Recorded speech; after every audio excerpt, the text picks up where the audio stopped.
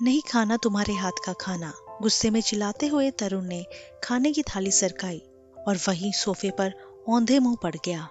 तन्वी ने आंखों में आई नमी को पोंछा और अपना खाना भी फ्रिज में रख दिया और कमरे में आकर बिस्तर पर बैठकर सोचने लगी। अब ये आए दिन की बात हो गई है।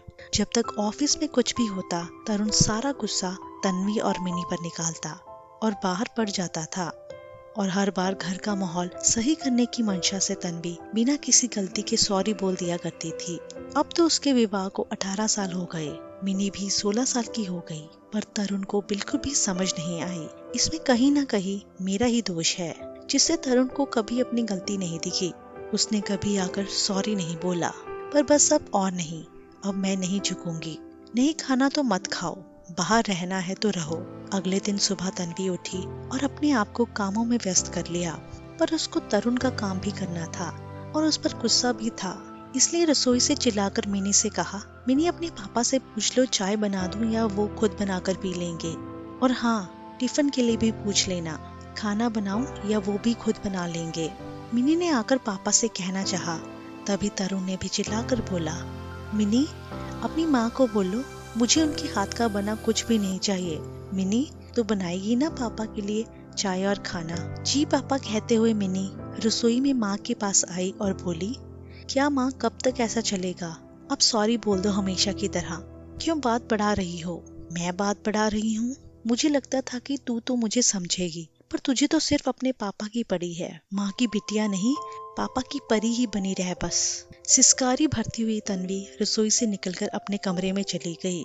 मिनी ने चुपके से अपनी दादी को फोन मिलाकर सारी कहानी बताते हुए बोली, दादी माँ ने बस जिद पकड़ रखी है, वरना सब सही हो जाता जैसे पहले होता आया है।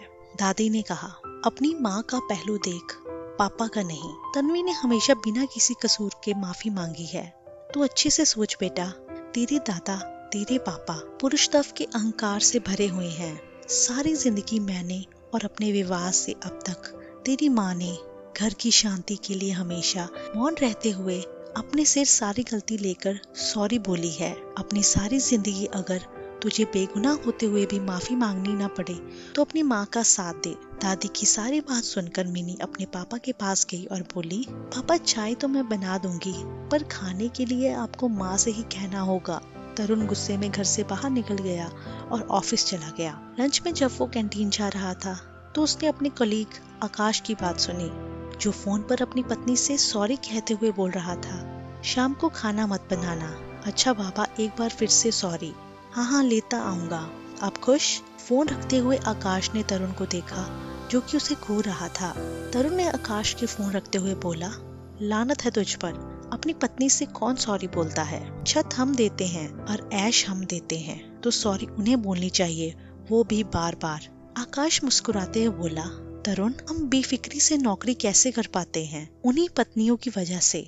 हमारी पत्नियां घर संभालती हैं, बच्चे संभालती हैं और आने जाने का सत्कार करती हैं। हमारे से जुड़े हुए रिश्ते को प्यार और सम्मान से निभाती हैं, यहाँ तक कि हमारे ऑफिस से उपजी हमारी सारी टेंशन को झेलती हैं, सिर्फ इसीलिए कि हम प्यार के दो बोल उनसे बोलें। हमारे साथ और प्यार से वो खिली खिली रहती हैं। तुम भी कभी सॉरी बोलकर देखना, अपनी पत्नी की मीठी मुस्कान देखकर तुम सब थकान भूल जाओगे और कैसे खुद हार कर प्यार का रिश्ता जीत लोगे, तुम्हें खुद पता नहीं चलेगा। आकाश की बातें सुनकर तरुण के दिल दिमाग में हथौड़े चलने लगे। उसको याद आया, जब जब वो खाना नहीं खाता तब तब तन्वी भी तो खाना नहीं खाती और भूख से उसके सिर में दर्द होने लगता है, बहुत तकलीफ से गुजरती है।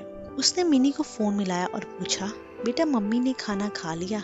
नहीं पापा, उन्होंने कुछ भी नहीं खाया, बहुत उदास बैठी हैं। तरुण ने कहा, मम्मी को मत बताना, मैं आ रहा हूँ, साथ खाना खाएंगे। आधे दिन की छुट्टी लेकर तरुण घर पहुंचा तो जैसे सन्नाटे ने उसका दिल दहला दिया। वो जल्दी से कमरे में गया तो देखा कि तन्वी की आंखों में नमी थी और उदासी में वो बहुत टूटी लग रही थी। तरुण बोला, तन्वी। तन्वी ने आंख उठाकर देखा तो उसे विश्वास नहीं हुआ, पर फिर बोली, आप अचानक यहाँ कैसे? मतलब आप तो। बाकी के शब्द तन्वी के होंठों में रह गए। तरुण ने उसको टोकते हुए कहा, सॉरी तन्वी, सॉरी हर बात के लिए, मैं आज खुद को हारने आया हूँ, क्या तुम मुझे जिता दोगी? तन्वी की आंखें खुशी से छलछला गई और आगे आकर तरुण को गले लगा लिया।